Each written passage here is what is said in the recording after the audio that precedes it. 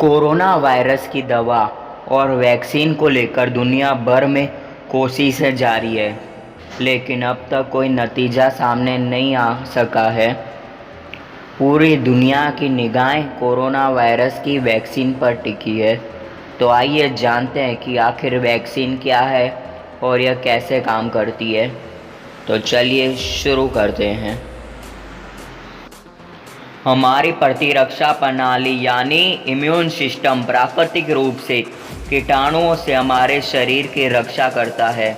जब रोगाणु शरीर पर हमला करता है तो शरीर का इम्यून सिस्टम इससे लड़ने के लिए विशेष कोशिकाओं को भेजता है। कभी कभी इम्यून सिस्टम स्वाभाविक रूप से इतना मजबूत नहीं होता है कि रोगाणुओं को ख़त्म कर शरीर को बीमारी से बचा सके। इम्यून सिस्टम को बढ़ाने का एक तरीका है और वो है वैक्सीन। वैक्सीन संक्रमण का एक नमूना बनाकर इम्यून सिस्टम को रोगाणु या अन्य रोगजनक से लड़ने के लिए तैयार करती है। इस रोगाणु से पहले लड़े बिना ही वैक्सीन इम्यून सिस्टम को उस रोगाणु की स्मृति यानी याद बनाने में मदद करती है।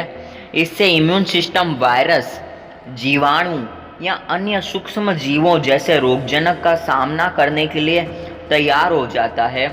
आमतौर पर वैक्सीनेशन या टीकाकरण कराने वाला व्यक्ति बीमार नहीं पड़ता है।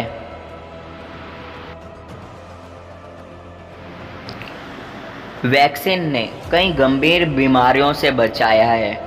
वैक्सीन आने से पहले बच्चे अक्सर खसरा, पोलियो, चेचक और डिप्थीरिया जैसी घातक बीमारियों के शिकार हो जाते थे।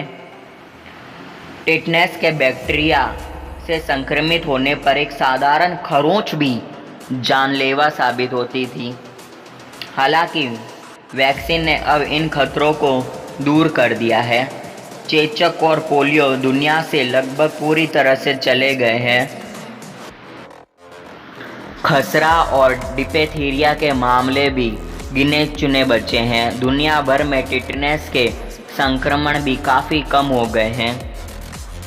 वैक्सीनेशन उन लोगों की भी रक्षा करने में मदद करता है जिन्हें वैक्सीन नहीं लगाई जा सकती है, जैसे कि नवजात शिशु, अत्यधिक बीमार या बुजुर्ग।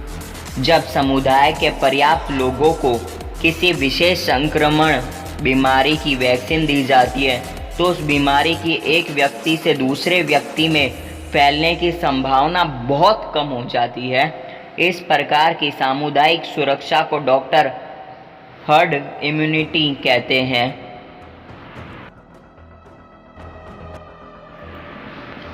हमारे शरीर की संरचना ऐसी है जो बाहरी कीटाणुओं से लड़ती है। इसके लिए शरीर को बाहरी हानिकारक तत्वों से खुद को अलग करने की क्षमता होनी चाहिए और यह काम इम्यून सिस्टम का है। इसके लिए इम्यून सिस्टम बाहरी तत्वों की खोज करता रहता है, जिसे वैज्ञानिक एंटीजन भी कहते हैं। रोगाणु छोटे छोटे कणों से बनते हैं। क्योंकि यह मानव शरीर में बिल्कुल अलग से दिखते हैं, इम्यून सिस्टम अपने एंटीजन के जरिए इन रोगाणुओं पर हमला करता है। यह एंटीजन अलग अलग रोगाणुओं पर अलग तरीके से काम करते हैं। जैसे फ्लू और खसरा वायरस के लिए अलग अलग एंटीजन होते हैं।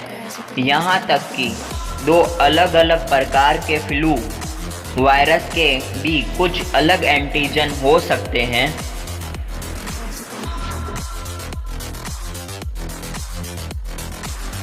जब कोई रोगाणु शरीर में प्रवेश करता है, इसे रोकने के लिए इम्यून सिस्टम अपने विशेष करों यानी एंटीबॉडीज को भेजता है।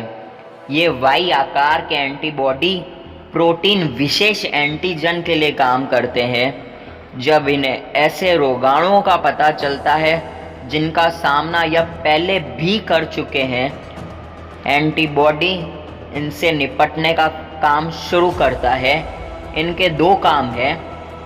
एक तो एंटीजन को रोक कर रखना ताकि रोगाणुओं को कमज़ोर किया जा सके और वो शरीर को कम से कम नुकसान पहुंचा सके।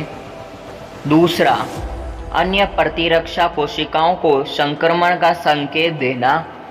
यह अन्य प्रतिरक्षा कोशिकाएं कीटाणुओं को नष्ट कर उन्हें शरीर से निकालती है। जब शरीर किसी नए रोगाणुओं का सामना करता है तो इस पूरी प्रक्रिया में कई दिन लग जाते हैं।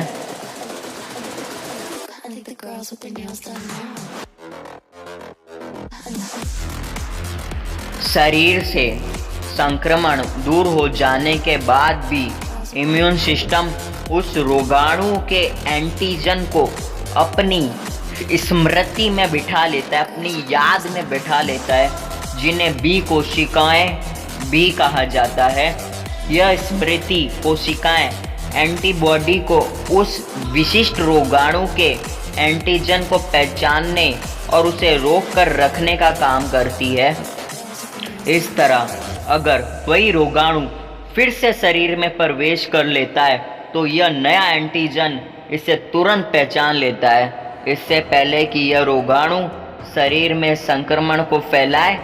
एंटीबॉडी इम्यून सिस्टम को शरीर से रोगाणु को नष्ट करने का संकेत देता है। बीमारियों के खिलाफ इस तरह की सुरक्षा को प्रतिरक्षा यानी इम्यूनिटी कहा जाता है। यही वजह है कि अगर किसी बच्चे को एक बार चेचक हो जाता है तो उसे इस तरह की बीमारियां दोबारा नहीं हो सकती है। संक्रमण के जरिए भी शरीर में इम्यूनिटी बनती है।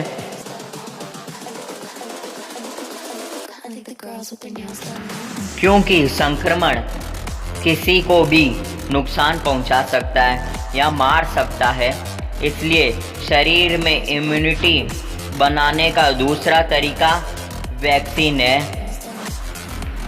किसी भी बीमारी से बचने का यह सुरक्षित विकल्प है।